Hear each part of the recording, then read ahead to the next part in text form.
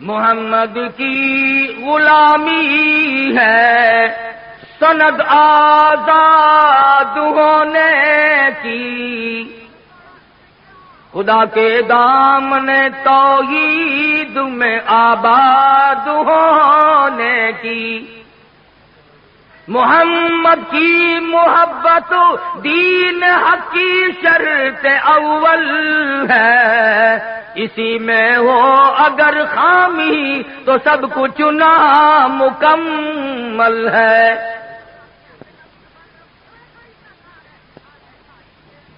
جناب صدر محترم، معزز سامعین، محترم حاضرین، عربی مدرسے کی طرف سے تبلیغی اصلاحی جلسہ منعقد کیا گیا۔ میں بھی جمعرات کو عموماً جلسوں پہ نہیں جایا کرتا چونکہ پابندی سے جمعہ پڑھاتا ہوں، اور اب وہ جوانی والی بات بھی نہیں رہی۔ پھر مسلسل سفر، جگراتا، پریشانی، پھر اسٹیج پر میرا نمبر کبھی 1 بجے کبھی 12 بجے، جس دن 12 بجے مل جائے تو میں 2 نفل پڑھا کرتا ہوں۔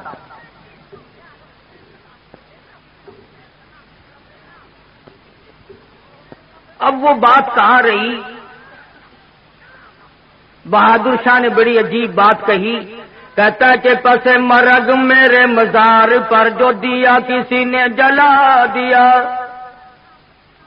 پس مرگ میرے مزار پر جو دیا کسی نے جلا دیا، اسے آہ دامن باد نے سر شامی سے بجھا دیا۔ حالات بالکل دگرگوں ہیں، ہر نئی صبح اپنا رنگ نیا لاتی ہے، ہر شام اپنا روپ الگ دھارتی ہے۔ ہم نے اپنی زندگیوں کے بارے میں کبھی سوچا تک نہیں۔ ذمہ دار فصل کو سنبھالتا ہے، کاروباری اپنے کاروبار اور دکان کو سنبھالتا ہے، ملازم بھی اپنی تنخواہ کا حساب کرتا ہے، مزدور بھی اپنی دیہڑیوں کا حساب کرتا ہے۔ اگر نہیں کرتے تو میں اور آپ زندگی کا کبھی حساب نہیں کرتے کہ سفید داڑھی ہو گئی، ہم نے کمایا کیا؟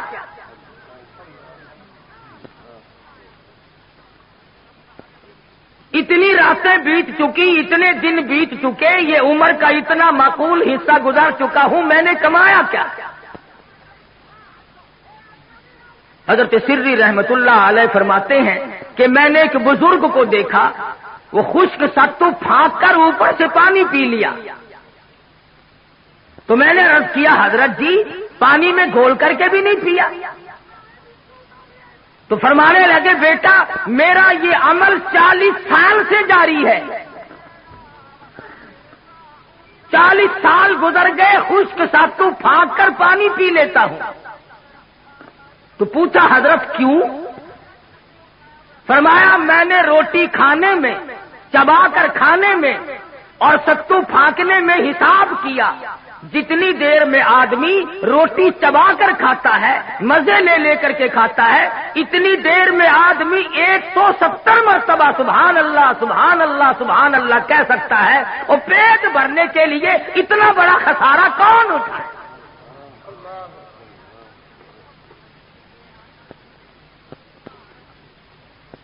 یہ تھے وہ لوگ جو اپنی زندگی کا حساب کرتے تھے۔ شاہجہاں پور میں ایک بزرگ تھے جنہوں نے ساری عمر ایک چھوٹے سے کھٹولے پہ سو کے گزار دی۔ مریدین نے کہا حضرت بڑی چارپائی لا دیں، اس پہ پیر پھیلا کے سویا کرو، تو رو دیا اور فرمانے لگے ارے باولو یہ دنیا پیر پھیلانے کی جگہ کہاں ہے؟ اگر نجات ہو گئی تو جنت میں پیر پھیلاؤں گا۔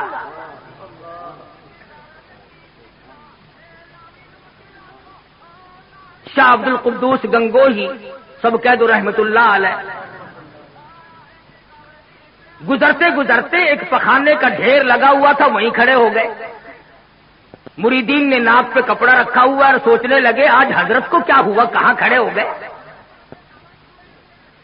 فرمانے لگے یہ ڈھیر تمہیں ایک سبق دے رہا ہے۔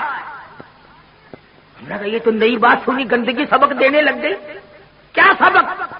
فرمانے لگے یہ سبق دے رہا ہے کہ کل میں مٹھائی کی صورت میں رکھا تھا، جو دیکھتا تھا منہ میں پانی آ جاتا تھا، پھل فروٹ کی صورت میں تھا، غلے اور اناج کی شکل میں تھا، ہزاروں قسم کی شکل میں تھا۔ اے انسان، ایک رات تیری صحبت میں گزاری، میرا یہ حال ہو گیا ہے۔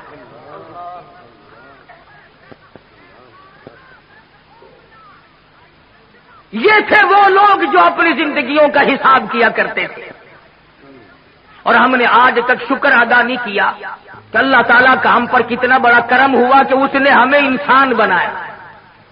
کیونکہ دوستو اللہ میاں اس پہ قادر تھا کہ نہیں ہمیں گدھے بنا دیتا ہے؟ یہ ساری ریڑیاں ہم کو گھسیٹنی پڑتی اور ڈنڈے کھاتے وہ الگ۔ کتا بنا دیتا تو ہم اس کا کیا بگاڑ لیتے، خنزیر بنا دیتا تو ہم اس کا کیا بگاڑ لیتے۔ اس نے انسان بنایا، اور پھر اس سے بڑا کرم یہ کیا کہ ہم کو مسلمان بنایا۔ اگر ہم سکھ کے گھر میں پیدا ہو جاتے تو نہ کلمہ ملتا، نہ ایمان ملتا، نہ قرآن ملتا، نہ محمد مصطفیٰ صلی اللہ علیہ وسلم ملتے۔ چوڑے چماروں کے گھر میں پیدا کر دیتا، یہودیوں عیسائیوں کے گھر میں پیدا کر دیتا تو ہم لوگ مسلمان نہیں بن سکتے تھے، کافر بن کے مرتے۔ اور اس نے ہمیں مدنی صلی اللہ علیہ وسلم کا امتی بنایا۔ اگر وہ چاہتا تو نوح علیہ السلام کا امتی بنا دیتا، موسیٰ علیہ السلام کا امتی بنا دیتا، اور کسی پیغمبر کا امتی بنا سکتا تھا۔ حضرت شاہ ولی اللہ محدث دہلوی سب قید رحمت اللہ علیہ فضائل امت محمدیہ صلی اللہ علیہ وسلم پر لکھتے ہیں کہ دیکھو حضور اکرم صلی اللہ علیہ وسلم کی شان سب سے بڑی، عظمت سب سے اونچی، ایک خدا کی خدائی کے بعد ساری کائنات میں سب سے افضل ترین حضرت محمد کریم صلی اللہ علیہ وسلم کی ذات ہے۔ مرتبہ اتنا بڑا، اور لائے ہیں 1,24,000 انبیاء کرام کے بعد، سب سے اخیر میں لائے۔ تو حضرت شاہ صاحب لکھتے ہیں کہ اس میں نقطہ یہ ہے، امت کا بھلا اللہ پاک نے سوچا۔ آپ لوگوں سے پوچھتا ہوں، نوح علیہ السلام کی امت قبروں میں ہے؟ موسیٰ علیہ السلام کی امت زمین میں ہے کہ نہیں؟ داؤد علیہ السلام کی امت قبروں میں پڑی ہے کہ نہیں؟ اللہ میاں نے اس لیے حضور اکرم صلی اللہ علیہ وسلم کو اخیر میں لائے تاکہ سرکار مدینہ صلی اللہ علیہ وسلم کی امت کو قبر میں گناہگاروں کو بھی زیادہ عرصہ عذاب نہ بھگتنا پڑے۔ نعرہ تکبیر، شان رسالت۔ لاکھوں برس گزر گئے نوح علیہ السلام کی امت کو عذاب بھگتتے، فرمایا اخیر میں لاؤ تاکہ گناہگار کا بھی بھلا ہو۔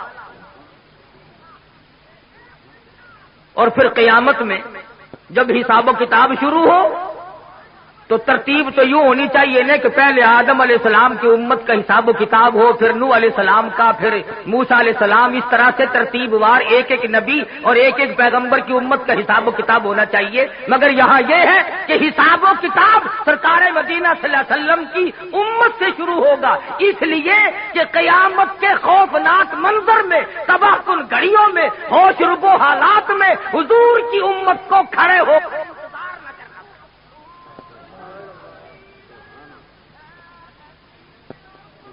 تمہیں کیا معلوم ہے کہ انتظار کی گھڑیاں کتنی مہنگی ہوتی ہیں؟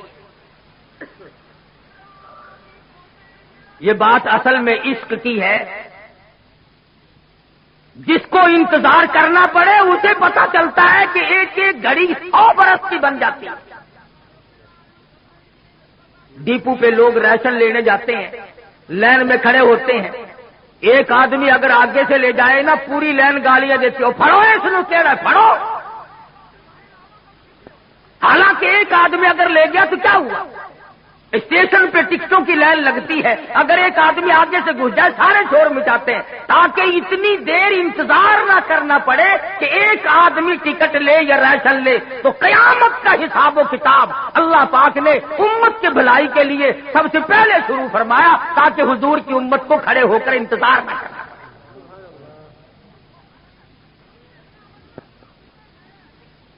اب بھی اگر ہماری سمجھ میں بات نہ آئے تو پھر کسی کا کیا قصور ہے؟ مولانا مناظر حسن گیلانی مرحوم کی بات ہے، فرمایا محبت بھی ہوا کرتی ہے، دل بھی دل سے ملتا ہے، محبت بھی ہوا کرتی ہے، دل بھی دل سے ملتا ہے، یہ سب ہوتا ہے لیکن آدمی مشکل سے ملتا ہے، ملاتے ہو اسی کو خاک میں جو دل سے ملتا ہے، اور میری جان چاہنے والا بڑی مشکل سے ملتا ہے۔ آدمی یوں ہی پیدا نہیں ہوا کرتے۔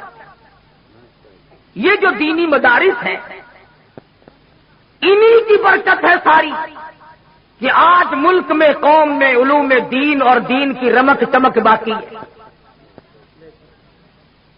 ورنہ قوم نے کوئی کسر نہ رکھی قرآن کریم سے عداوت میں، بغاوت میں، نفرت میں۔ جو بھی اچھا ہوشیار لڑکا ہوگا، تنو مند صحت مند ہوگا، وہ کالج پڑے گا، اندھا لنگڑا للا جو ہوگا وہ مدرسے میں آئے گا، جس کی لات ماری جائے اس کا باپ مدرسے میں لے کے آتا ہے، مولوی صاحب، قاری صاحب، اس کی والدہ کو بڑا شوق ہے قرآن پڑھانے کا، بس 4 بچے ہیں، ہمارا ارادہ یہ ہے کہ اس کو تو قرآن کا حافظ ہی بنانا ہے۔ ارے بنانا تیری ماں کا بس ہے، اس کو تو وہ انگریز لیتا ہی نہیں۔ اندھے کانے لنگڑے للے قرآن کے لیے اور ساری آل اولاد انگریز کے لیے۔ اور پھر دکانوں میں، بیٹھکوں میں، ہوٹلوں میں، کھیتوں پہ، گاڑیوں میں، موٹروں میں ایک بیٹھ کر کے عموماً بکواس کی عادت ہو گئی، اور مولویوں نے بیڑا گرک کر دیا۔ یہ ہوائی جہاز اغوا کر کے جو لے گئے تھے یہ مولانا تھے؟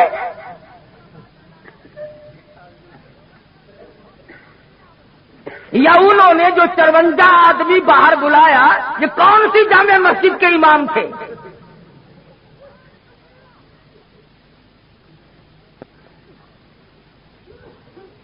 ذمہ داری سے کہتا ہوں، دیوبندی، بریلوی، اہل حدیث، تینوں مکتب فکر کے علماء کی طرف سے ذمہ داری سے کہتا ہوں، 14 اگست سن 47 سے لے کر، سمجھنا، 14 اگست سن 47 سے لے کر آج 16 اپریل سن 81 تک کا ذمہ وار ہوں کہ آج تک کسی مکتب فکر کے عالم نے ملک کے خلاف غداری نہیں کی۔ میں تو دوسروں کا بھی ذمہ وار بنتا ہوں، کوئی بریلوی عالم، کوئی اہل حدیث عالم، کوئی دیوبندی عالم ثابت کرو، مقدمہ چلاؤ، تم مولوی کو تقریب پسند ملک کے ٹکڑے کرنے میں ثابت تم کرو، پھانسی کاری حدیث کو لگا دینا۔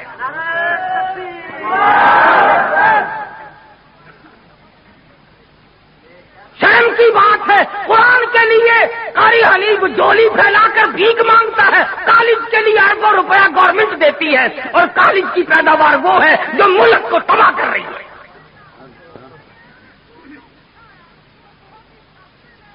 16 سال تیرا بچہ کالج میں پڑھتا ہے مگر تیرا جنازہ پڑھانے کے قابل نہیں بنتا۔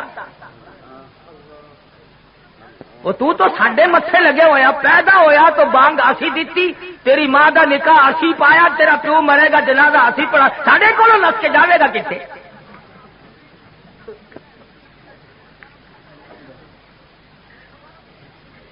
کچھ عقل کرو، ایک مزاج بنا ہوا ہے۔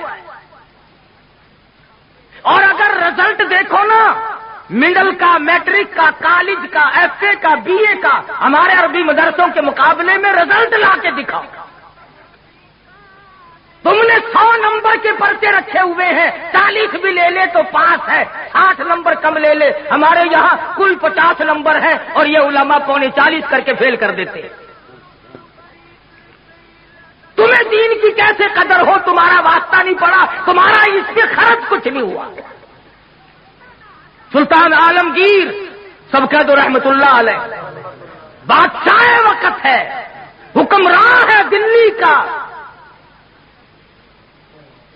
در خیبر سے لے کر چاٹاگاؤں کی پہاڑیوں تک سلطان عالمگیر کی بادشاہت ہے، مگر دیندار اتنا ہے، توجہ کرنا، بادشاہ عالمگیر کو مدنی کریم صلی اللہ علیہ وسلم کی 5000 حدیثیں زبانی یاد تھی۔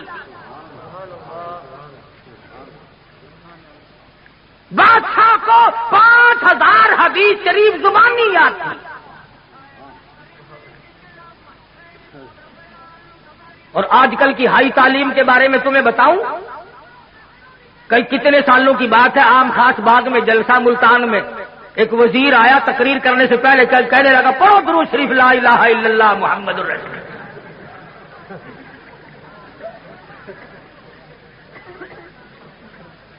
تعلیم بہت ہو گئی ہے۔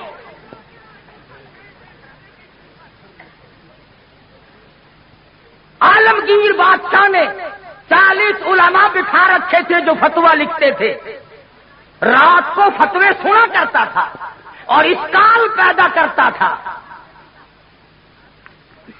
ملا جیون رحمت اللہ علیہ عالمگیر کا استاد ہے، انتقال کر گیا، میں نے اور آپ نے بھی مر جانا ہے۔ فوت ہونے سے پہلے وصیت نامہ لکھ دیا، فرماتے ہیں میری نماز جنازہ وہ آدمی پڑھائے جس کی تمام عمر میں جب سے ہوش و حواس سنبھالا ہے اس کی ایک دن بھی سفر میں، حضر میں، دکھ میں، درد میں، بیماری میں کبھی بھی کسی حال میں بھی تہجد کی نماز قضا نہ ہوئی ہو۔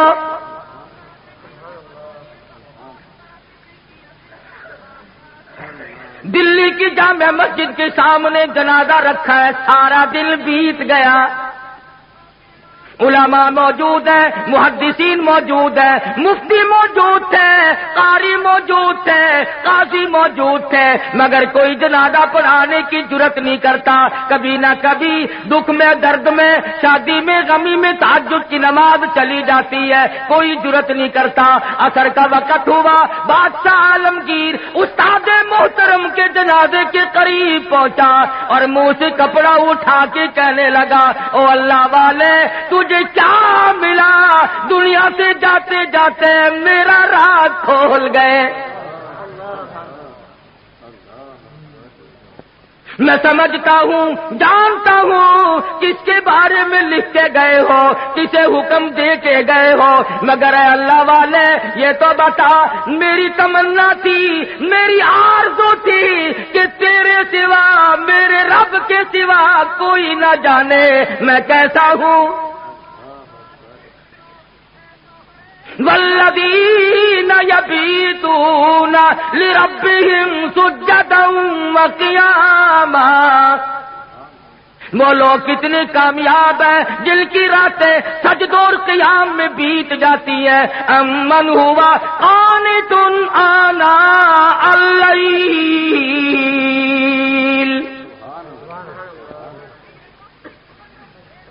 عالمگیر بادشاہ کھڑا ہو کے رو رہا ہے اور کہنے لگا اللہ والے تجھے کیا ملا، دنیا میں میرا راز کھول دیا، اب میں بڑا مشکل میں ہوں، اگر میں اپنا راز بچاتا ہوں تیرا جنازہ پڑھانے والا کوئی نہیں، تیرا جنازہ پڑھاتا ہوں تو میرا راز نہیں بچتا، اللہ والے میں مصیبت میں آ گیا ہوں، میری تو بڑی تمنا تھی میرے رب کے سوا کوئی نہ جانتا میں کیسا ہوں۔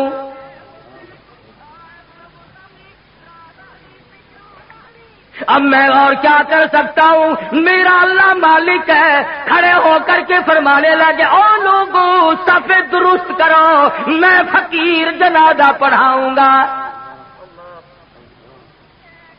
کبھی بادشاہ ایسے ہوا کرتے تھے، آج لوگوں چودھریوں کی اولاد قرآن نہیں پڑھتی، آڑتیوں کی اولاد قرآن نہیں پڑھتی، شیخوں کی اولاد قرآن نہیں پڑھتی، ملکوں کی اولاد قرآن نہیں پڑھتی، خانوں کی اولاد قرآن نہیں پڑھتی، تھانے دار کی اولاد قرآن نہیں پڑھتی، اے سی کی اولاد قرآن نہیں پڑھتی، تحصیلدار کی اولاد قرآن نہیں پڑھتی، اس لیے کہ اس کو کوئی مقدس کتاب نہیں مانتا۔ ساری عمر میں چودھری نے کبھی بنگلے میں، کوٹھی میں، مکان میں، دکان میں قرآن کو داخل نہیں ہونے دیا۔ ہر چیز مکان میں آئے گی، دنیا دار آئیں گے، چھوٹے بڑے، امیر و غریب، بنگلے میں، ڈیرے میں آئیں گے جائیں گے، مگر اللہ کے قرآن کے لیے داخلہ بند ہے۔ جب تک چودھری مرے گا نہیں، قرآن کا داخلہ بند۔ جب تک شیخ مرے گا نہیں، قرآن کریم کا داخلہ بند۔ جب تک ملک اور خان مرے گا نہیں، اس وقت تک قرآن کریم کا داخلہ بند۔ جب مر جائے فوراً داخلہ کھلتا ہے۔ اس مسجد کے مولوی کو بھی بلا کے لاؤ، اس مسجد کے مولوی کو بھی بلا کے لاؤ، ادھر کے طالب علم بھی بلاؤ، ادھر کے طالب علم بھی بلاؤ، چاروں طرف بیٹھے ہیں، قرآن مجید کی تلاوت ہو رہی ہے۔ مرنے والے کا بیٹا بیچ میں کھڑا ہوتا ہے اور کہتا ہے مولانا او قاری صاحب، آج تو اتنا قرآن پڑھو، آج تو اتنا قرآن پڑھو، آج تو اتنا قرآن پڑھو، میرے ابا مرحوم کو بہشت میں ٹھوک کے جانا۔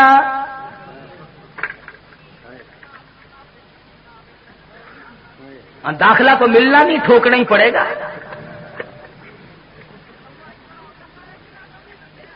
آج قرآن یاد آیا، اس کا مطلب تو یہ ہوا کہ یہ قرآن مردوں کے لیے اترا ہے۔ موٹر کار زندوں کے لیے، ہوائی جہاز زندوں کے لیے، ریل گاڑی، ہوائی، تمام سواریاں، تمام سبزی ترکاری، پھل فروٹ، عورت مرد کے لیے، مرد عورت کے لیے زندہ چاہیے۔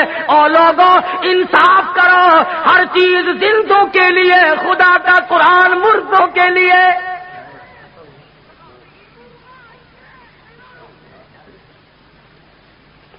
پڑھنا چاہیے جی، بڑا ثواب ہے جی، بڑا ثواب ہے جی، جتنا قرآن پڑھے سو خبر کرتے۔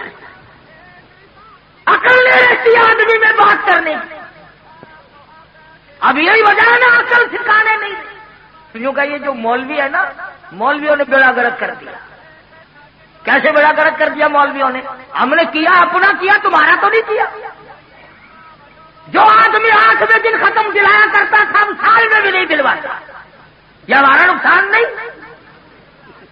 جو پہلے 7 مٹھائی پہ ختم دلوایا کرتا تھا، اب گڑ کے چاولوں پہ ختم دلواتا ہے،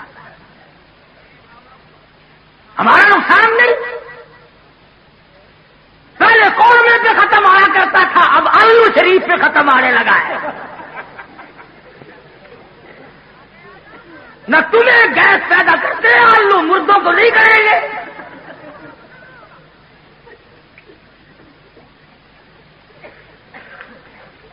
یہ ساری کی ساری باتیں بے عقل پن میں آدمی کرتا ہے، جب عقل سلیم نہیں رہتی اس وقت یہ بات کرتا ہے۔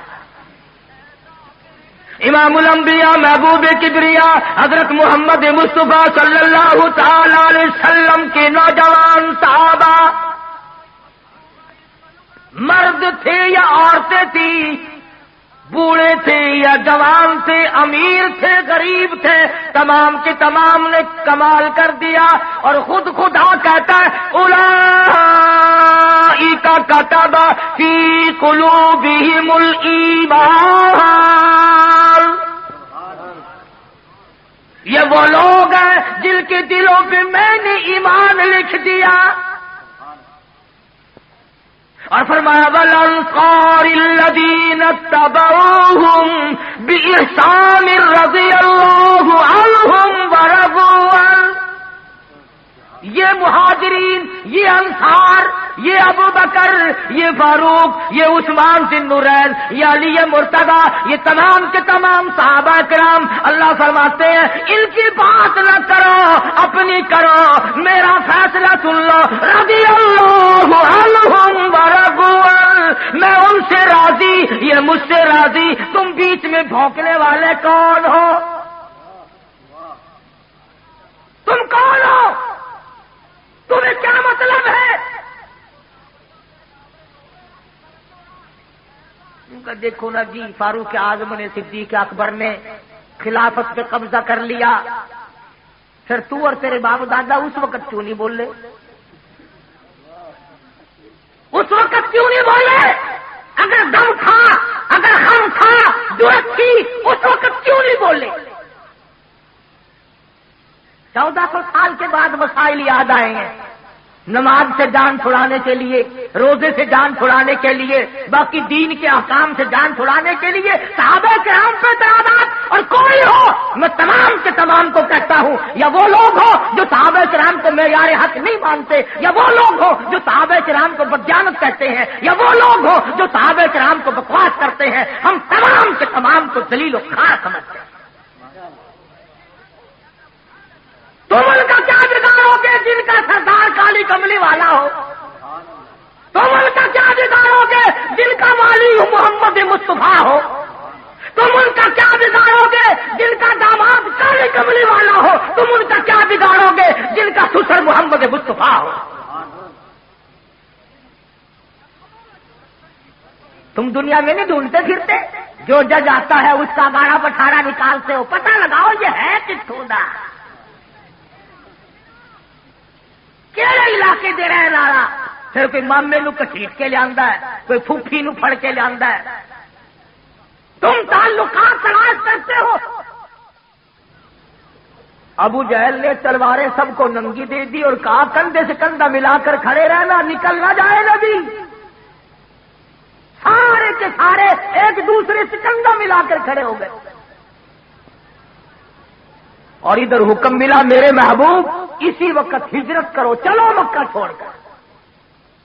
عرض کیا الہ العالمین مجھے کل حکم دے دیا ہوتا، پرسوں مجھے حکم مل جاتا، میں چپکا سا نکل جاتا، آج تو یہ چاروں طرف کھڑے ہیں، میں کیسے نکلوں گا؟ آواز آئی کالی کملی والے، اگر میں کل لے جاتا، پرسوں لے جاتا، چوتھ لے جاتا، یہ بگلے بجاتے اور یہ کہتے ہمیں پتہ نہ چلا، ورنہ یوں کر دیتے، یوں کر دیتے۔ میرے محبوب مزہ تو آ جائے گا، تلواریں ننگی ہو، یہ کندھے سے کندھا ملا کر کھڑے ہو، اور میں اپنے محبوب کو اگر بچا کر نہ لے جا سکوں تو میری خدائی کیا ہو؟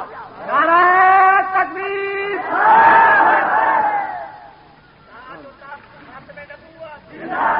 پتہ نہ چلا، ورنہ یوں کر دیتے، یوں کر دیتے۔ میرے محبوب مزہ تو آ جائے گا، تلواریں ننگی ہو، یہ کندھے سے کندھا ملا کر کھڑے ہو، اور میں اپنے محبوب کو اگر بچا کر نہ لے جا سکوں تو میری خدائی کیا ہو؟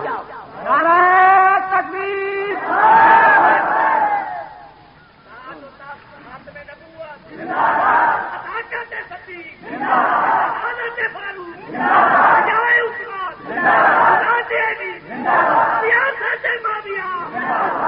آج ہی تو لے جانے کا جانے کا مزہ آئے گا۔ الہی نکلو کیسے؟ فرمایا مٹھی بھر کر مٹی کی ان کی طرف پھینک دو۔ الہی میں کس کس کی طرف پھینکوں؟ فرمایا ایک طرف پھینک دو، ہوا میری غلام ہے، چاروں طرف کھڑے ہونے والے نوجوانوں کی آنکھوں میں مجھے اپنی کبریائی کی قسم سرما میں ڈال دوں گا۔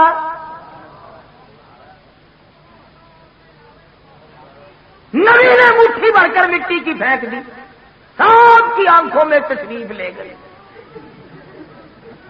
ایک دوسرے کو برابر میں کہنے لگے کیوں ہے بدماش، میری آنکھ مٹی پھینک دی؟ انہوں نے کہا واہ، پہلے پھینک کر پھر بھونکنا بھی شروع کر دیا۔ تلواریں تو کی پھینک اور لگ گئے ایک دوسرے کی مالش کرنے۔ ابو جہل جو آیا آ کے کیا دیکھتا ہے، حجرے کے چاروں طرف ماتم ہو رہا ہے۔ کہنے لگا بھلے لوگوں یہ کیا شروع کیا تم نے، یہ کبڈی کبڈی کیسی ہو رہی ہے؟ اندر کا بھی پتہ کیا۔ ادھر کالی کملی والے صلی اللہ علیہ وسلم نے اللہ میاں کی حضور میں عرض کر دیا میں چلتا تو ہوں، جاتا تو ہوں، ہجرت ضرور کروں گا، تیرے اذن اور امر کے بغیر تو میں جی نہیں سکتا، پر اے پروردگار میں نبی ہوں، امام الانبیاء ہوں، مکے والوں کی امانتیں میرے پاس ہے، سونے چاندی کی زیورات میرے پاس ہے، ابو جہل کی لڑکی کی بالیاں چھلے میرے پاس ہے، اس وقت امانت واپس کیسے کروں؟ اور اگر امانت رہ گئی نبوت کے دامن پہ داغ آ جائے گا۔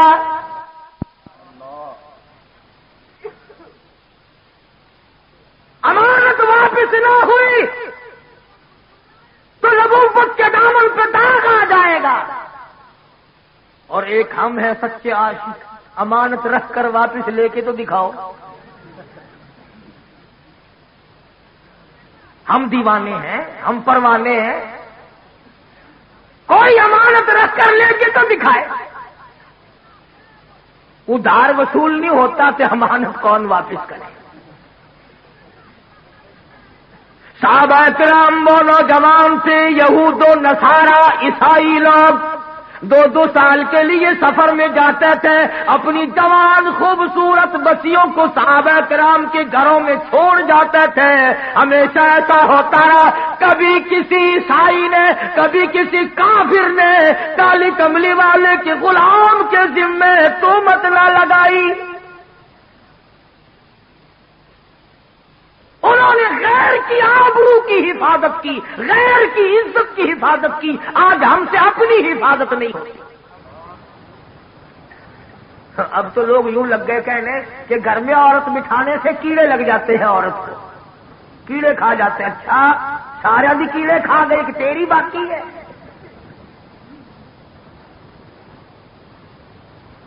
اب تو بڑی لے دے ہو رہی ہے کہ عورت یوں ہے, عورت بڑی شے ہے, عورت بڑی یوں ہے.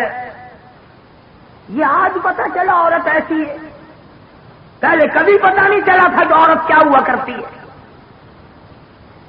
ہم نے تو ایک دن اخبار جنگ میں یہ بھی سنا تھا عید الفطر کے بعد کہ پاکستان کی غریب ملک کی غریب خواتین نے, بالکل غریب خواتین نے بال بنوانے اور کٹوانے پر عید الفطر کے موقع پر, رمضان والی عید کے موقع پر 1 کروڑ روپیہ خرچ کیا. اخبار جنگ نے لکھا تھا. مجھے تو بڑا دکھ ہوا سچی بات کہ اگر یہ 1 کروڑ روپیہ مجھے دے دیتی تو میں مدرسہ چلاتا, مسجد بناتا, میں ہی دعا کر دیتا یا اللہ ساریوں کو گنجی کر دے.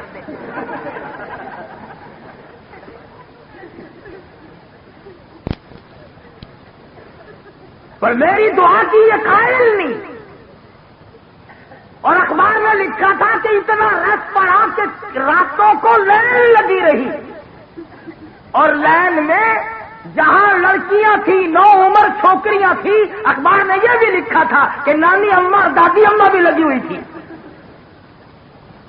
یعنی لائن میں جہاں لڑکیاں بڑکیاں تھیں وہاں پرانے پیپے بھی لگے ہوئے تھے.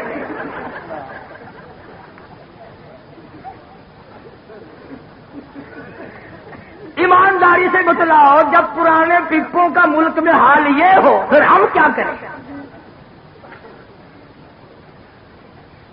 تہذیب دیکھیے اور الزام مالی کو. بس جی یہ جڑے ملا ہیں نا, یہ گھن کے بیٹھ کیا بات کہنے والا کبھی نہیں ہٹا کرتا. دنیا میں ہمیشہ ایسے ایسے لوگ آئے جنہوں نے سچ بات کہی اور مصیبت اٹھائی. جاؤ ہندوستان سن 57 کی جنگ آزادی کی تاریخ پڑھو. دلی کی بازار میں 3-3 ہزار علماء دین کو لٹا کر انجن روڑی کوٹنے والے اوپر سے چلا دیے گئے. اور ایسا نہیں ہوا ایک کے اوپر سے گزرا دوسرا اٹھ کے بھاگا نہیں, آنکھ کھول کر آسمان کو دیکھ رہے تھے, کلمہ شہادت پڑھ رہے تھے. 3000 کے 3000 قیمت بن گیا. کچلے تو گئے, شہید تو ہو گئے, پر ایمان کا سودا ایک نے بھی نہ کیا. نعرہ تکبیر. انہیں کو کہتا ہے, انہیں کو کہتا دین لئی دکھ او چل دینے جڑے قوم کے بندے نے دلیر ہوندے. دین لئی دکھ او چل دینے جڑے قوم کے بندے نے دلیر ہوندے. رگڑ کھانی پڑے گی یا قرآن نہ پڑھ یا اللہ کا نام نہ لے, ورنہ مصیبتوں کے لیے تجھے تیار رہنا پڑے گا. کئی لوگ تانوں ملن گے وہ جی ساڈے بزرگاں نوں کوئی نہیں پھڑدا, ساڈے بزرگاں نوں کوئی نہیں پھڑدا. بھلا پھڑ کے کی کرے, کیا کرے پکڑ کے؟ کتا دین لئی دکھ آ چل دینے جڑ قوم چ بندے نے دلیر ہوندے کون پوچھدا کاواں تے گدڑاں نو کدی پنجرے باز تے شیر ہوندے جو چیز پکڑنے کی ہوگی اسے ہی کوئی پکڑے گا نا یوں ہی جیل خانے میں کوئی روٹیوں کا خرچ بڑھانے سے کوئی فائدہ ہے یہ وہ اللہ والے تھے جنہوں نے شاملی کے میدان میں قربانی دی یہ وہ اللہ والے مولانا جعفر سنیسری رحمت اللہ علیہ خود لکھتے ہیں کہ میری بیوی کو گلے سے پکڑ کر انگریزوں نے باہر پھینک دیا میری آنکھوں کے سامنے میرے بچوں کو اٹھا کر کے پھینکا اس کے بعد 20 تیر لوہا میرے پیروں میں بیڑی بنا کر ڈال دیا جب میں چلتا تھا 4 انگریز مجھے چابک مارتے تھے یوں ہی نہیں ہے حضرت لاہوری رحمت اللہ علیہ کا ختم نبوت کی تحریک میں برف کی سلی پہ لٹایا ہوا ہے اور لاہوری اپنے بوڑھے پہ ترس کھا اپنی ضعیفی پہ ترس کھا اپنی ناتوانی پہ ترس کھا بعد آ جا یہ مطالبہ ترک کر دے لاہوری برف کی سلی پہ کہتا دین لئی دکھ آ چل دینے جڑے قوم چ بندے نے دلیر ہوندے کون پوچھدا کاواں تے گدڑاں نو کدی پنجری باز تے شیر ہوندے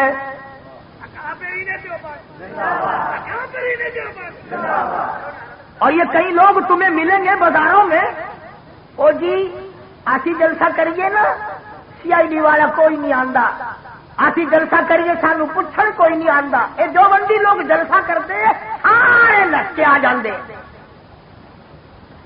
بڑا جہاں مال ہوگا ڈاکو وہیں تو پڑے گا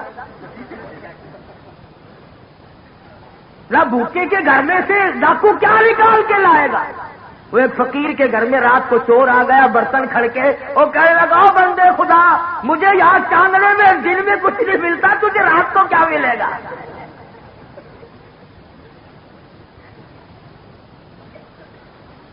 یہ وہ لوگ تھے جنہوں نے ہر موڑ پہ قربانی دی مولانا جعفر سنیسری رحمت اللہ علیہ فرماتے ہیں امبالے کی جیل میں رکھا گیا لاہور لا کر کے ہم 3 آدمیوں کو پھانسی کا حکم سنایا گیا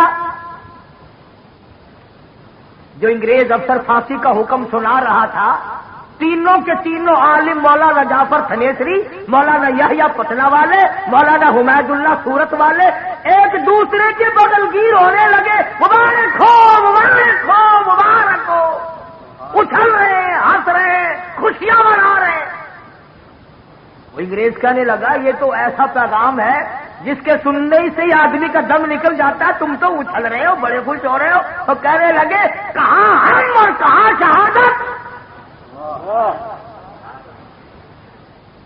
کہاں ہم اور اسی کو کہتا لیے پھرتی ہے بلبل چوچ میں گل لیے پھرتی ہے بلبل چوچ میں گل اور ڈھونڈتی ہے شہید ناز کی تربت کہاں ہے ہم تو خوش ہیں کہ شہادت کا انتظام پروردگار نے کر دیا انگریز واپس گیا اور جا کر کے وہ جو بیٹھا تھا نا فل بینچ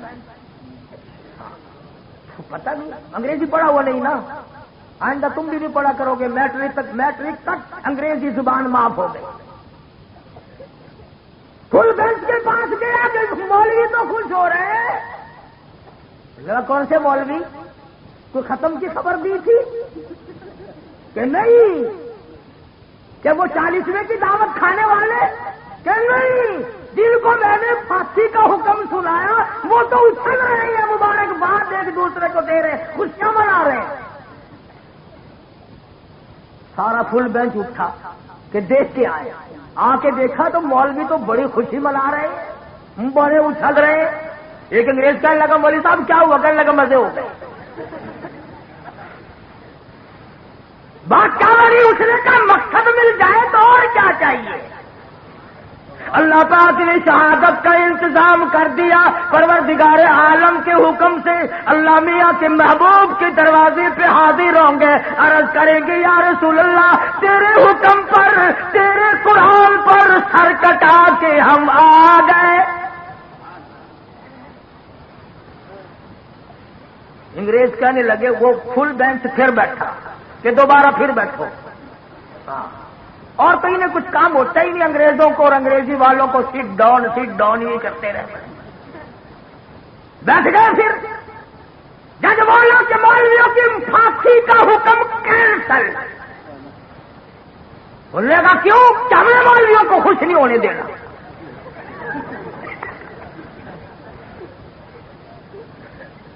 مولوی خوش نہ ہو. وہ پھر پروانہ آیا. اس نے کہا مولویوں کہ جی تمہاری پھانسی کا حکم کینسل ہو گیا. مولانا جعفر سنیسری فرماتے ہیں ہم تمام کے تمام بیٹھ کے رونے لگے اور پڑھنے لگے ولا تقولوا لمن يقتل في سبيل الله. ہم تو منتظر تھے اس کی راہ میں موت آئے گی, اس کے نام پہ موت آئے گی, اس کے کام میں موت آ جائے گی. اور اللہ پاک فرمائیں گے بل احیاء ولکن لا تشعرون. مولانا فرماتے ہیں کہ ہمیں پھانسی کا حکم تو کینسل کر دیا گیا. ہم نے جب سنا تھا تو ہم نے رات سے ہی گھاس کے تن کے چبا کر روزے کا ارادہ کر لیا. اللہ کے دربار میں جائیں گے تو روزہ دار ہو کے جانا چاہیے. اور تم روزے رکھو گے دودھ جلیبی کھا کر, تم روزے رکھو گے ڈبل روٹیاں کھا کر, کوفتے کھا کر, اور ان اللہ کے بندوں نے روزہ رکھا گھاس کے تن کے چبا کر. ہاں تم تو پھر بھی کہیں نہیں رکھتے. جس کو دیکھو نا چودھری صاحب آج روزہ نہیں رکھا, عجیب وہ طبیعت خراب ہے. اور عید والے دن اگلی صف میں. شام کو اگر چاند کا پتہ نہ چلے مولانا تو چاند کی طرح نہیں آئی. جس نے ایک روزہ نہیں رکھا. ایک مرتبہ یہاں پاکستان میں ایوب خان کے زمانے میں عید کا چاند ہمیشہ تو شام کو نظر آتا ہے نا, رات کے 2:30 بجے نظر آیا تھا. ہم مولوی سارے اکڑ گئے, مانا کہ عید نہیں ہے ہم نہیں پڑھاتے. ملتان کے مولویوں کا اتفاق تھا اس زمانے میں, سارے اکڑ گئے. تو وہ جیل سے ایک پٹھان کو لائے. سرکاری لوگوں کو تو پڑھنی تھی نا. اب وہ پٹھان نے جب عید کی نماز پڑھائی تو اس نے بجائے 6 تکبیروں کی 12 ٹھوکی.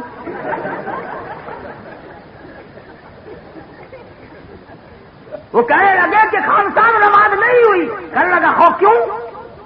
کہ تم نے تکبیر 12 کہی. لگا اچھا ہے نا, زیادہ بول رہا ہے نا, کم تو نہیں بول رہا.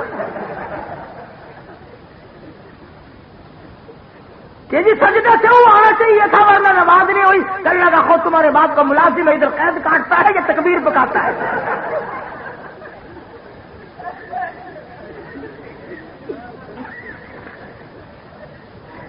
بڑی قسمتوں والے ہم لوگ ہیں. عید کا چاند کبھی شام کو اور کبھی صبح. عجیب لوگ ہیں اور عجیب ذہنیت ہے. مولانا جعفر سنیسری رحمت اللہ علیہ فرماتے ہیں پھانسی کا حکم تو کینسل ہو گیا مگر ہم تینوں کی پٹائی شروع ہو گئی. ادھر روزہ, ادھر انگریزوں کی مار. یہ تھے وہ لوگ جن کو قرآن کریم کہتا ہے فالذین ہاجروا واخرجوا من دیارہم وأوذوا في سبيلي وقاتلوا وقتلوا لأكفرن عنهم سيئاتهم ولأدخلنهم جنات تجري من تحتها الأنهار.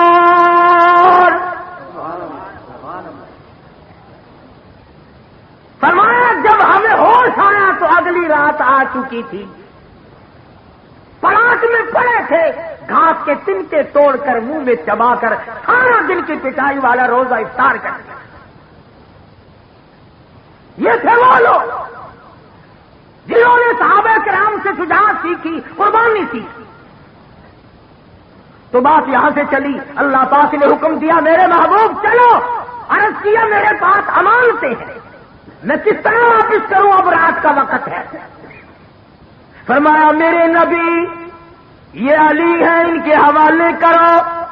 اے علی سونے کی امانت، مکے والوں کی امانت تیرے حوالے، چاندی کی امانت تیرے حوالے، ابو جہل کی لڑکیوں کے بالیاں چھلے تیرے حوالے، ان کے ستو کھجورے تیرے حوالے، مکے والوں کی ساری امانتیں تیرے حوالے، پر اے ابو بکر آ جا، میں خدا کی امانت تیرے حوالے، میری امانت تیرے حوالے۔ اور صبح جب ہوئی اور کافروں نے جا کر دیکھا تو حضور اکرم سب کہہ دو صلی اللہ علیہ وسلم کے بستر پر سیدنا علی مرتضی رضی اللہ تعالی عنہ سوئے ہوئے تھے۔ فرمایا میرے علی تو میرے نبی کا بستر بن جا، بستر میرے نبی کا۔ فرمایا اے علی وجود تیرا، بستر میرے نبی کا، آرام کر۔ یہ فضیلت والی بات ہے نا، کیا شان ہے حضرت علی کی کہ وجود ہو علی کا اور بستر ہو نبی پاک کا۔ فرمایا سو جا، 3 گھنٹے 4 گھنٹے رات باقی ہے، اے علی وجود ہو تیرا، بستر ہو میرے محبوب کا، اور 3-4 گھنٹے ہو رات کو سو جا۔ اور ادھر آواز آئی اے صدیق میرا نبی ہو اور تو بستر بن جا 3 دن کے لیے، میرے نبی کے لیے بستر بن جا۔ اور ایک اور بات عرض کر دوں، تمام دنیا مانتی ہے کہ حضرت علی حضور کے بستر پر، بولو تھوڑے تھوڑے نیند آ جائے گی ورنہ تمہیں، حضرت علی کے بستر پر سو گئے۔ تیرے بیٹے کو اگر پولیس پکڑ کے لے جائے نیند آتی ہے؟ بھائی کو پکڑ کر کوئی ڈاکو لے جائے نیند آتی ہے؟ تمہارے رشتے داروں عزیزوں اقربا کو اگر کوئی لے جائے تمہیں نیند نہیں آتی؟